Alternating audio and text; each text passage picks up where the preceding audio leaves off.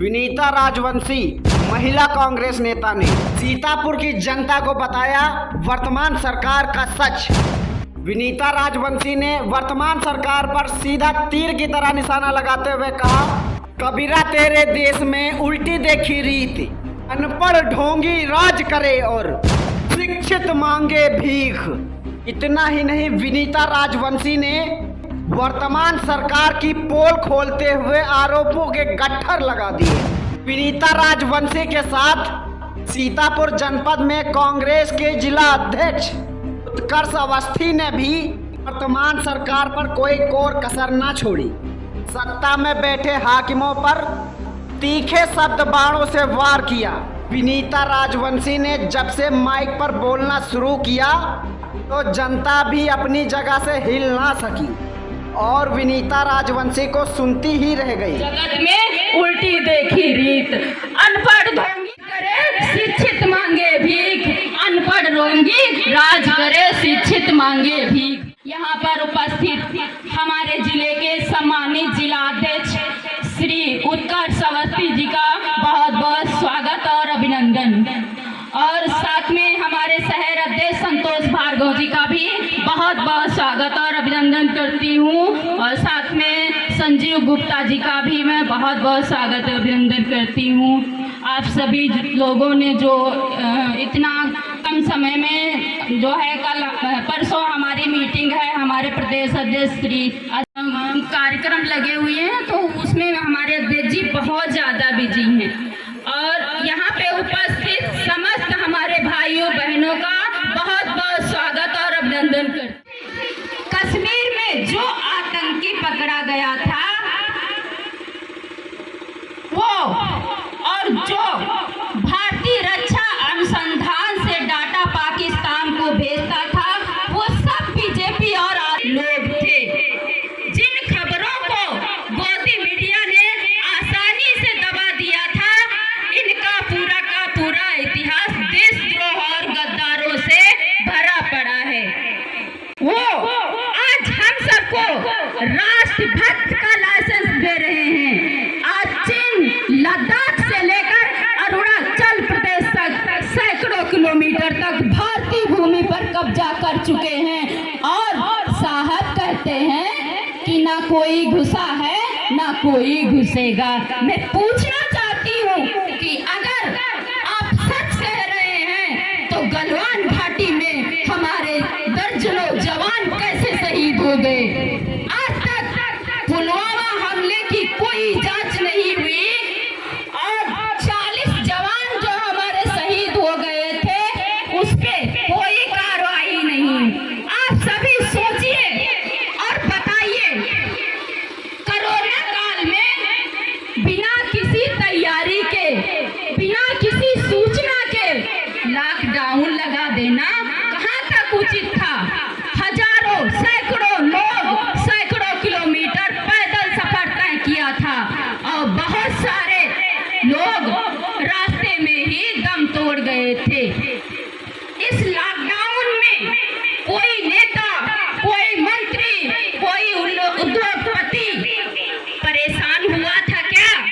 मरी तो मरी आम जनता के बारे में सोचती है और किसानों के लिए सब कुछ करती है। कांग्रेस सरकार ने किसानों का कर्ज माफ किया था, क्योंकि कांग्रेस जानती है जब हमारे देश का किसान मजबूत होगा, खुश रहेगा, जब हमारे देश की आम जनता, गरीब जनता खुश हो। तो संगठन की राजनीति शुरू करी तो हमारे मूछें नहीं निकली, और इस 20 वर्ष के पूरे समय में विभिन्न सरकारों को देखा, NSUI में काम किया, यूथ कांग्रेस में काम किया, अन्य ढेर सारे पदों पर दायित्वों को संभाला, और अभी जिलाध्यक्ष के रूप में कांग्रेस पार्टी की जिम्मेदारी निभा रहा है।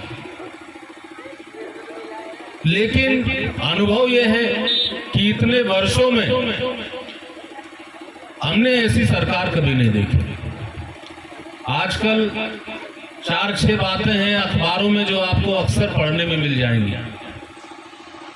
जमीन में गाड़ दूंगा, बुलडोजर चला दूंगा, मिट्टी में मिला दूंगा। आप बताइए, सरकार में बैठा हुआ व्यक्ति जो देश या प्रदेश का मुखिया है, वो धमकी नहीं दिया करता। उस देश, उस प्रदेश के मुखिया की ये जिम्मेदारी होती है कि वहां पर रहने वाले लोगों के दर्द को बांटे, उन्हें डराए नहीं।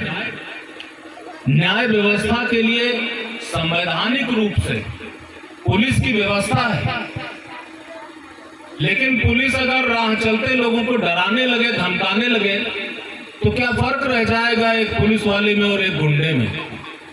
जिसके पास ताकत होती है, जिसके पास शक्ति होती है, वो बहुत विनयी होता है, उसके झुक के चलता है, अपनी ताकत का, अपनी सत्ता का गलत इस्तेमाल नहीं करता। और ये ताकत कोई वैसी नहीं है कि किसी को आकाश से मिली हो। ये ताकत है भारत के लोकतंत्र की, और उस लोकतंत्र की जिसने भारत के हर एक नागरिक को एक अधिकार दिया है, वोट का अधिकार। और उस वोट के अधिकार से वो ताकत जब करोड़ों लोग किसी को देते हैं, तब वो ताकतवर होता है। ताकतवर आदमी को उस ताकत को अपनी ताकत नहीं समझना चाहिए, और याद रखना चाहिए कि अहंकार बड़ी खराब चीज है। अहंकार तो रावण का नहीं रहा, तुम्हारा क्या रहेगा? इस तरीके से कि जिस राह पर आप चल बैठे हैं कि जो सवाल पूछेगा उस पर मुकदमे लगाए जाएंगे। 5 मुकदमे मुझ पे लगाए गए, जेल भेजा गया। कारण क्या था? कि हम सवाल पूछ रहे थे। कोविड का हवाला देकर, कभी धारा 144 का हवाला देकर, कभी कुछ लगातार मुकदमे कायम होते गए। 4 तारीख को एक और मुकदमे में जमानत करानी है मुझे। इस तरीके की तानाशाही इससे पहले कभी नहीं। मैं एक बात और कहना चाहूंगा कि अभी पिछले दिनों लगभग 4000 किलोमीटर की भारत जोड़ो यात्रा राहुल गांधी जी ने की। कन्याकुमारी से शुरू करी और कश्मीर तक वो पैदल चले। भारत जोड़ो अभियान था, भारत दर्शन था उनका, लोगों के बीच जाने का, लोगों के दर्द, एक आम आदमी किस तरीके से अपना जीवन यापन करता है, एक गांव के रहने वाले बाशिंदे की क्या आवश्यकताएं हैं, क्या चाहिए, किस तरीके से उसका जीवन निर्वाह हो रहा है, किस तरीके से पल रहे हैं उसके बच्चे, और इसी तरीके की न जाने कितनी समस्याएं, महिलाओं के समक्ष समस्याएं कि किस तरीके से वो जीवन यापन करती है, बच्चों की एजुकेशन किस तरीके से चलती है। एक आम आदमी आज भारत में, हमारे देश में किस तरीके का जीवन जी रहा है, ये देखने के लिए और एक सूत्र में जोड़ने के लिए कन्याकुमारी से कश्मीर तक कि भारत के लोगों के दिलों में क्या भावना है। उन्होंने एक ही नारा दिया कि डरो मत, ये तानाशाही सरकारें डराएंगी, कभी ईडी, कभी सीबीआई, और जो बोलेगा उसको डराया जाएगा, क्योंकि बहुत मशक्कत से झूठ बोलते बोलते 70 वर्षों बाद इनको मौका मिला है, तो बौखला गए हैं ये लोग। किसी का कोई सरोकार नहीं है। और एक बात और बता दूं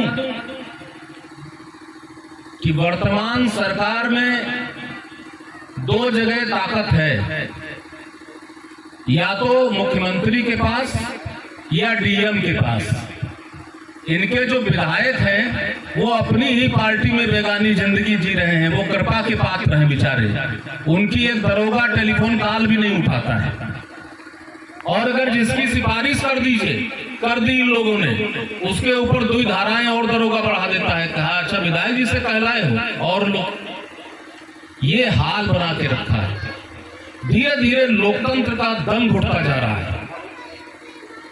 हम आपको ये बातें समझनी होंगी।